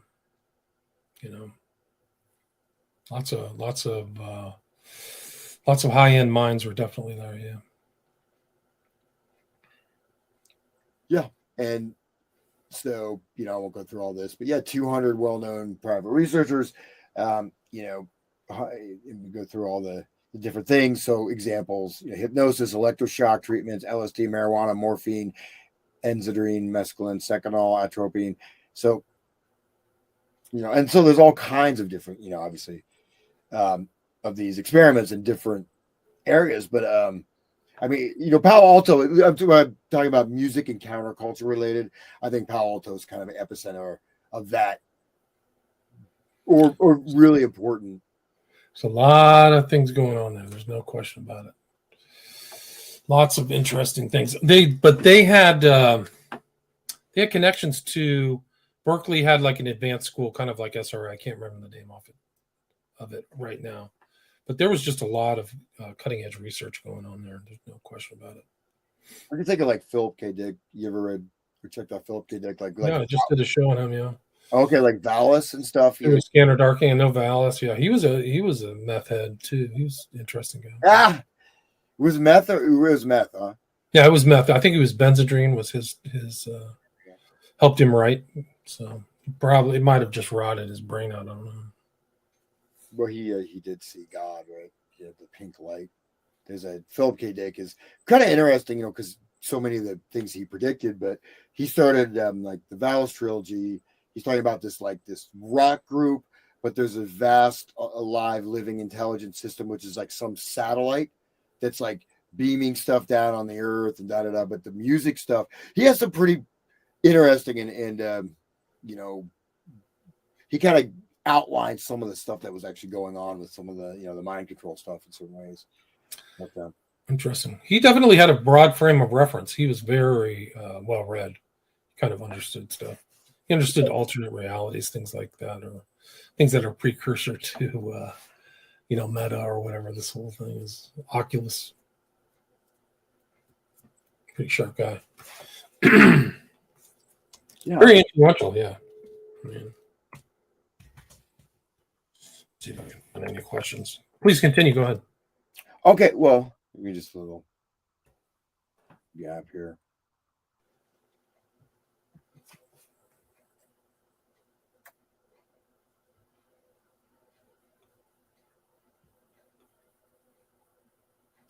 But okay, so I'll just keep going. So, anyways, so going back, so we so MKUltra is a vast project, right? So we mentioned all that different stuff. Stanford Research Institute, so SRI, right? So involved contracts CIA to research, develop long distance mind control using radio waves, and CIA MK projects at Honeywell. A method to penetrate inside a man's mind, controls brainwaves over a long distance. Richard Helms is we have biological radio communication. Washington Post, concrete evidence that electronic mind control was a major object of study at SRI at the time. The theory was that extremely low frequency electromagnetic waves from the brain could be used to control individual subjects, sometimes called empaths, a great many who were inexplicably drawn from L. Ron Hubbard's Church of Scientology. Which is totally full of mind control techniques. I mean, the techniques involved in Scientology are off the charts. Well, Hubbard, man, he was all over the place, right? So naval, whatever, disarming discharge, some, whatever, fraudulent business deals, hanging out with Jack Parsons, trying, right-hand man of Aleister Crowley trying to bring the Babylon working, right? And you know what I mean? So the Babylon working, they were, that was Jack Parsons, the rocket scientist, trying to give birth or, have a woman give birth to the Whore of Babylon, basically the female Antichrist. He made the oath of Antichrist. A lot of people don't talk about Parsons, but he really wanted to be the Antichrist. I mean, you can read his oath of Antichrist out there. Like he was in direct conflict with Christianity and Jesus, like much like Crowley, and much like Hubbard too, actually, for that matter. I haven't heard of that oath. What is it? Yeah, look up the oath of the Antichrist, Parsons. I mentioned in my book, Children of the Beast, but he put it in writing. Like he also had the fourth book of the Book of the Lost. He's trying to kind of solidify himself in the occult community, but yeah, he was Crowley's number one apostle. Crowley actually said that. Jack Parsons is my most important follower. Hanging out with Hubbard. And Hubbard used to fondle, according to his own son, who was with him at the beginning of Scientology. He was 48 or 50, right around a lot of this time this stuff is happening. And Hubbard knew a lot about hypnosis as well, studied all that stuff. But his son said that Hubbard would have all of Crowley's materials and fondle them and reference them. And there's a recorded speech of Hubbard talking about Crowley, and it's pretty interesting. He called himself the Great Beast. So it's all tied together, the mind control and kind of Scientology and black magic. There's definitely a nexus point between all that stuff. Yeah. Well, and Hubbard is one of those people that had really a major impact, right? There's other variants of Hubbard, like Baba Yad. This guy, yeah. So he had this had a big mansion in Southern California, had like this cult, but they had this rock band, right? So they had the rock band that would play, and supposedly it was like not super heavy drugs involved, but so Baba Yod was like his band's interesting, right? But he was a guy. was in it's a military background, but then he killed somebody drunk driving. Next thing you know, he becomes a guru. It's like he got punished, so he became this. Anyways, but so a lot of this is going on. Baba Yod, was that Father Yod? Was that the guy who ran? Father Yod, there's like a documentary on it. Yeah. No, I've talked to one of his members of that family. Oh, really? Yeah. Her name was Sister. I can't remember her name, but I did an interview with her. One of my earliest interviews, actually. But yeah, and I saw that documentary on Yod. He liked the magic. He liked the Golden Dawn. He used to reference Golden Dawn materials. People said he had supernatural power. His real name, I forgot what his real name was, but he had killed like 4 people in the Pacific conflict. He was like a serious military guy, been in full-on hand-to-hand combat. Yeah, no, and it's kind of you see all these different groups, right, are coming out, right? You go further on, and those times in the Source family. I think it was called the Source family. Source family. Okay, yeah, that was the funny thing was like after the guy is totally, of course, he has to go after the young and female devotees. The whole thing is like falling apart. People are still following him 30 years later, and didn't he die like some hella skiing accident in Hawaii or something? And he took out one of the gliders and took it out. Didn't even know how to do it, and crashed and died. That was his way out. Oh, give me that. I'll show you how to do it. That's like there's like he really that's an example of where it appears to me, like I said, he effed up. He did he basically would have killed somebody either in a drunken brawl or drunk driving, right? And like they're running this stuff, go be a guru. You know what I mean? Because you have this, Ken Kesey, even some of the guys that are dead, are not, you think of sort of the dissolute rock star. But anyways, going back to SRI, so we want to say U.S. Navy, CIA developed long-distance mind control using radio waves. So frequencies. Prince the Radio Project, we have this, a center of this, and then with, of course, Ken Kesey, Palo Alto is where he took LSD. That's where Ken Kesey was dosed. And so Ken Kesey came directly out of Palo Alto and experiments there. So he was, one of the major, figures, really. As I mentioned, that you have the movie, and then you have electric acid tests. So Wonderful the Cuckoo's Nest, right? Is that not an iconic movie? Like, absolutely. People said top 20. You know what I mean? Like Ben-Hur. I don't know. Disco Godfather is one of my favorites. That's not on the list. But interesting. Well, when I was here's another family personal story. When I was growing up, that where Kesey worked was at the Menlo Park Veterans Hospital, which was on Sand Hill Road, Page Mill Road, one of those roads right off the 101. And when we were kids, we could go there and just go onto their golf course and play for free. So we would, we were teenagers, we would be playing golf at their 9-hole golf course, right where Ken Kesey was. And we would see the subject. It looked like something from the movie. They had people on the Thorazine shuffle. You'd see them in a line. They'd be walking around. They'd take them out and walk. We'd be playing golf and just watching them. They were all in the same white jumpsuits or white outfits right out of the freaking movie. Really incredible. So they didn't change a thing. Those in their personalities, they all looked like they were on some kind of some type of drug, some type of depressant. It was really wild. Yeah, but I used to play golf on there. They actually had back in the day, they had really nice veterans hospitals. They still kind of have one in here in Los Angeles, but the ones in Northern California, I don't think they would outfit them like they did before, because all the veterans hospitals up there had golf courses and good facilities. It's pretty interesting.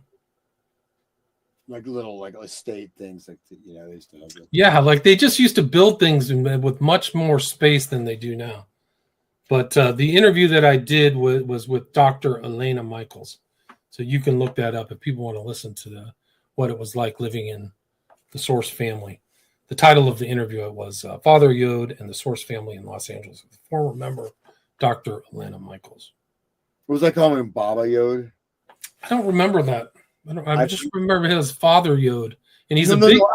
He's a big guy. And then he said, "We got to start." He became a polygamist, basically. Yeah, well, he's getting his payoff, for doing his gig. And probably he probably liked it. They had a famous kind of restaurant here on Sunset Boulevard. So they operated out of that. And I think they showed that in the documentary, if I remember correctly. I don't think it's really there anymore, but I think the sign strangely is there, but the actual residence is not. Like that real estate is just worth a fortune now. Back in the day, I don't think it was worth as much. But yeah. Father Yod. Yeah. Yod Ha Hey Vey or something. Isn't that the original Hebrew or something? Creation. Well, it's connected, I think, with there's some guy Kabbalistic it is a name, but it's also connected with some other things. It's kind of like a random. I mean, it's like Yoda. See, look, Father Yoda. So and there's it's like you have like different versions of deities, and there's you got like Metatron, and you get some of this other. So there's a little bit of that. There, but but there's of course a lot of those things. I mean, look at Jim Jones, same thing, same template, basically, right? These are another one of these templates, and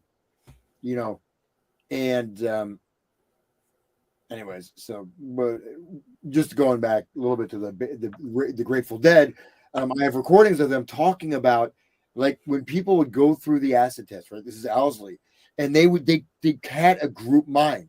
Like their minds would be shattered, and they reformed into they had a literal hive mind, and they could communicate telepathically. And that's and so Owsley does, like I said, on some of his audio clips that I have that he goes into that. But you see, long distance, okay, biological radio communication. That's kind of what they were researching. Also, you have that, the trauma, right? The induction of trauma, right? You have all. Like MPD people, they sometimes have quote unquote psychic abilities, right?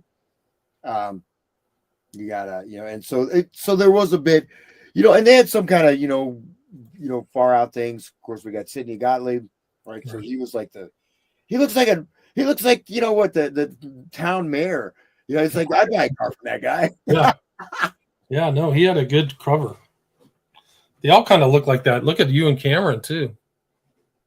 Many pictures I got. I mean, John Gittner. So that guy, he looks a little more creepy. I just have Jolly West. I have some of these major players. You're welcome to jump in. Of course, a lot of other people, but of course, Gottlieb was the money bags, right? Funding. He was big. What do you think? He was the president of MKUltra. Would you not say? That's my understanding. Underneath some of the big Intel guys. He was the top of. I think he ran the different subgroups, right? I don't have to go back. Like most of the documentation I saw, and so I'm not necessarily as far as I know, like he signed the checks. You know what I mean? He was sort of, and yeah. So I don't know if maybe there was someone above him, but to me, they were different heads because I think at the very start it was Nelson Rockefeller really took over after World War II, and then it became the CIA, and then I think it was Allen Dulles became the big boy, and then it went to Helms.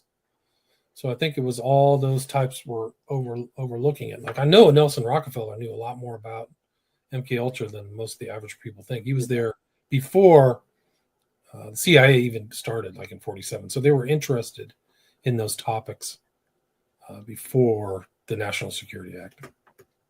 Well, what I was going to say, Gottlieb is more like the guy who's actually running things. You got Jesse Helms. These guys aren't. He's hands on, right? No, Helms is not hands on. No, yeah, Helms. Yeah. No, Dulles either, right? They're not hands on. They're getting the information, and the results are coming probably to them as the heads of the CIA, but they're not on the streets. No way. Other guys were. Right, what was the guy who was in Operation Climax. What was his name? Oh, Operation Midnight Climax. Midnight Climax. That's right. Yeah, that was in The Hate, right? So that was, you know what? I know it just jumped. I see his face. I can't remember it right now. Midnight. He's pretty well. He's definitely well known. People know his name. Originally under Stanley Gottlieb, and then under George Hunter White. Okay. Yeah. And then we can, all this stuff just ties back into the, the distribution. And you go into, research on, these, of course, there was a Society for the Study of Human Ecology, right? That was the big front group, but there's all this stuff of, bringing in this like neo-primitive, neo-pagan looking, but also the research of, the Macy conferences. So you've got, this, the demonic hag, Margaret Mead. Okay.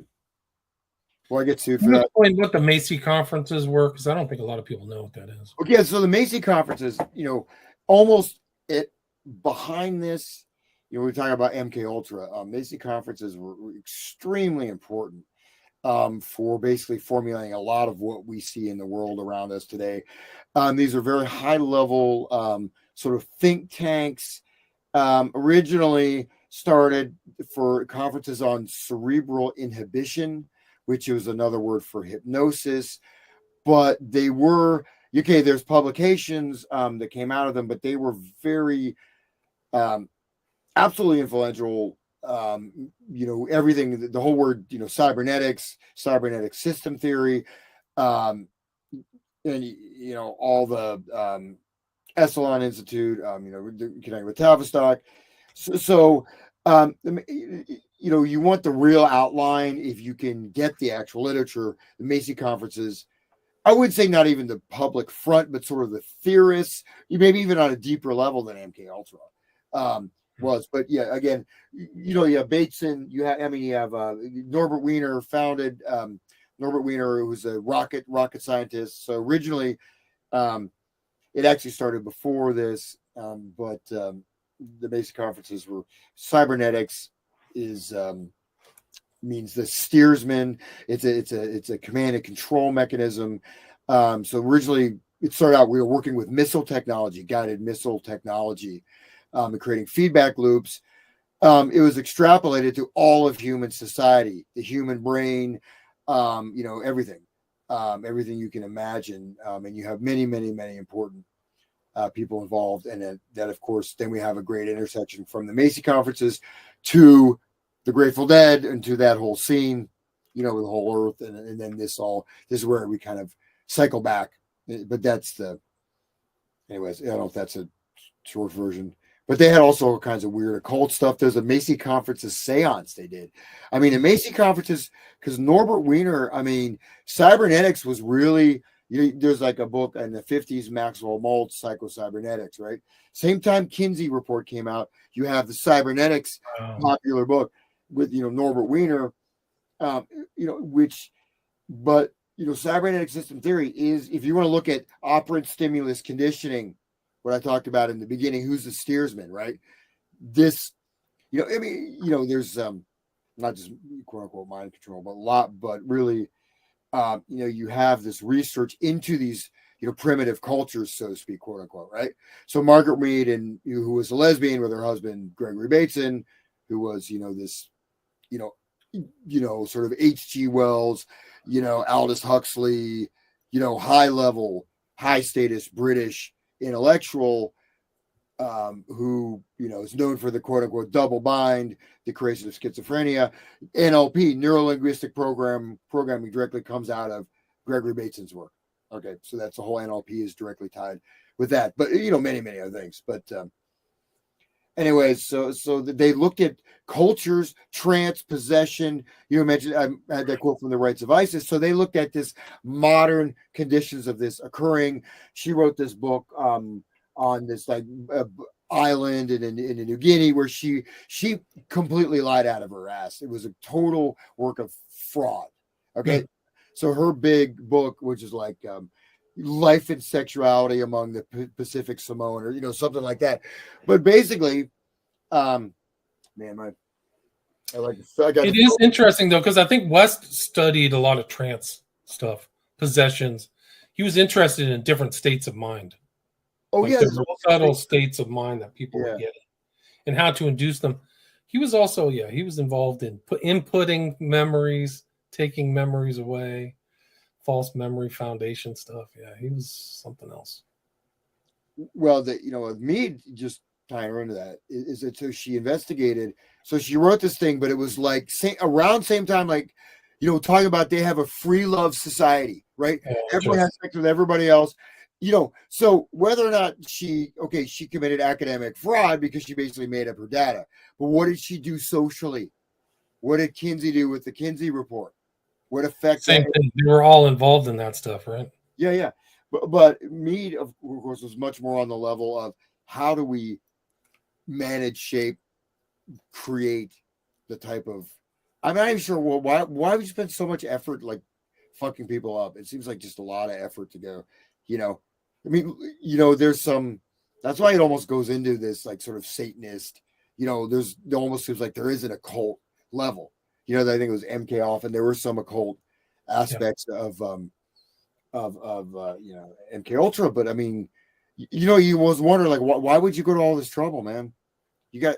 But anyways, so Jolly West, so he's really central in. Oh gosh, we're almost out of time here, but Jolly West, so really central guy in this thing. I mean, this Jolly West was sort of, if you look at Gottlieb as being sort of the managing director, Jolly West was really, he's like the hands-on, you know what I mean? He's like gung-ho, and he's like, and he he didn't hold back, right? He didn't have too many scruples. Didn't seem like it. He was not a much more complex person, I think, than people say, because he did a lot of stuff as the head of the psychiatry at UCLA teaching, but still being involved in weird stuff like showing up in the JFK assassination with Ruby and saying, "Oh yeah, he's insane." He interviewed him for like so he was the one. You're kidding me? Yeah. No, he was the one who went to Ruby and wrote a thing about Ruby and said he's functionally insane. Like he came out, he made a decision about Ruby right away. So he was Ruby's direct handler. And also involved in the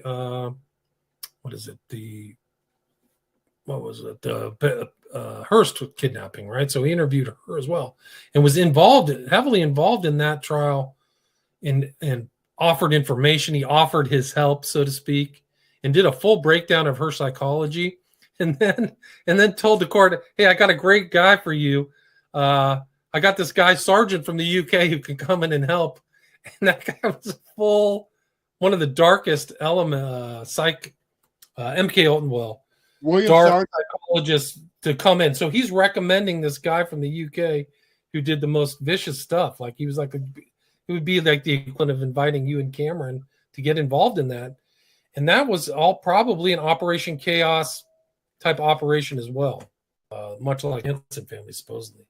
Like that whole story about the Symbionese Liberation Army and Sing-K.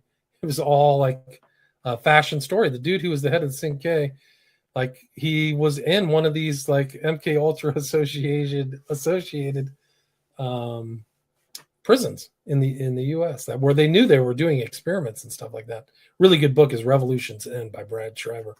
Highly recommend that. There's like total revelations where like Patty Hearst knew Sing-K before he even got out of the prison, so they had that was covered up, and all of the African Americans, all the followers of Sing-K, none of them were African Americans. There's something about their sensibility. They seem to have detected that Sing-K was not what he said he was. He was always drinking like apple brandy or something like that. And the only people who fell for it or got involved with him were radical white far leftists. So really interesting story. But yeah, he was part of, while West is involved in that as well.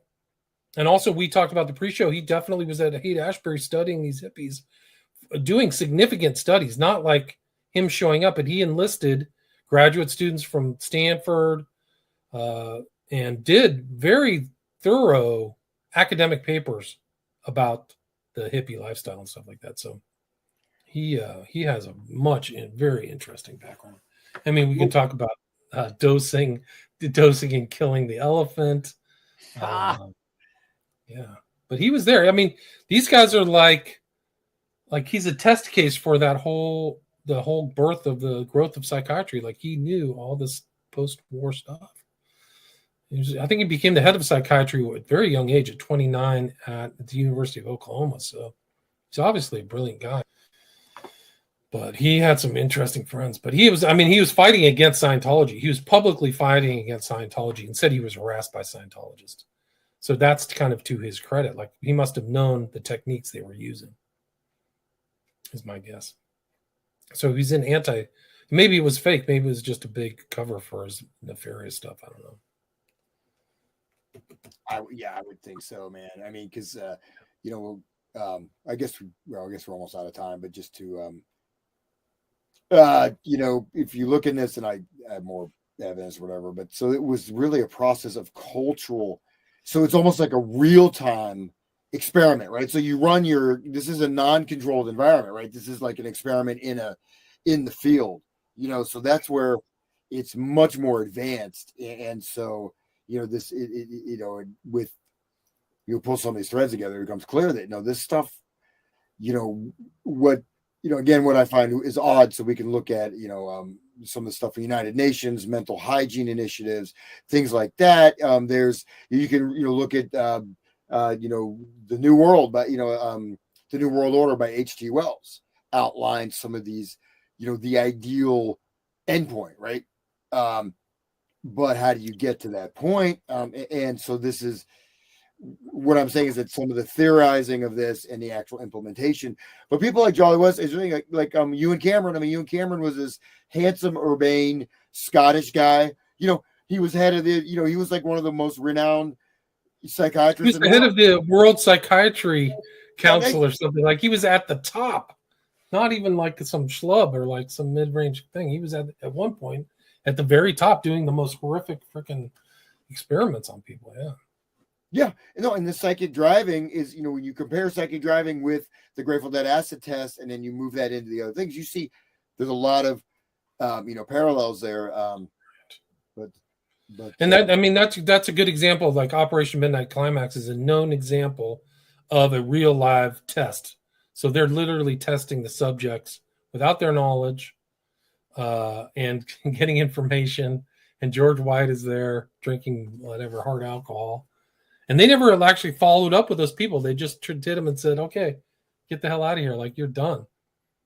So it's another example of these Kool-Aid acid tests and a lot of these other stuff. You don't know, like, who's at the Dead show, right, taking notes and studying what's going on, right? Like, you have no idea.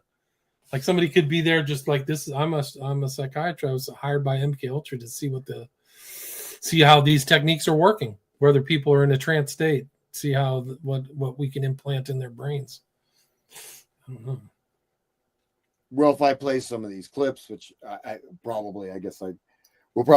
go through all that tonight, but basically, Jerry is like talking about, creating this ritual, disrupting the social fabric of town, conducting experiments. You look at, the very complex high array. Owsley was like one of the, not only the LSD manufacturer, but one of the pioneers.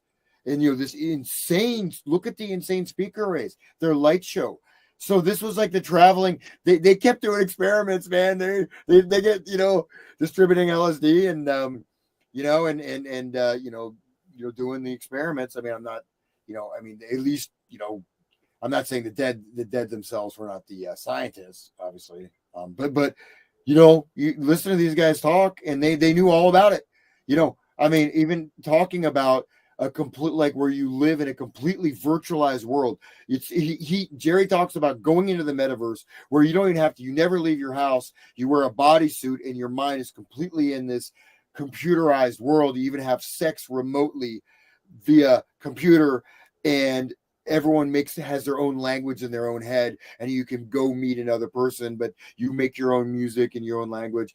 He's talking about this as an ideal. This is with the Stuart Brand, the Whole Earth Catalog guy, talking about this. You're bringing about this paradise on Earth that virtual reality now offers. It sounds a lot like what Meta, but like where you're locked down in a smart city. You know what I mean?